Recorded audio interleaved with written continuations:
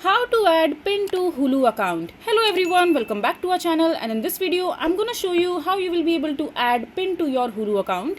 So first of all, just simply open the preferred browser, and after that just search for hulu.com and you will be landed to the official website of your Hulu account. And after that just simply open your profile while log into your account if you already have an account. The pin code helps and ensure that the viewers that have kids friendly space to stream with kids profile, they can add pin protection. With pin protection, parents can create a pin to protect viewers from switching out for kids profile and help ensure that they do not access content that they may not be appropriate for them. And so in order to restrict your content and for the suitable age and with enabling the pin, you just have to go to the hulu.com and just simply log into your account and just click on the profile icon section and select manage profile. And after that just simply toggle and select your desired action. You will see different options like turn on protection to enable, and turn off pin protection to disable, manage pin to change pin. So just simply select the preferred one. So for example, if you want to turn on pin protection, just simply tap on it, and after that just simply add your preferred password, and you just have to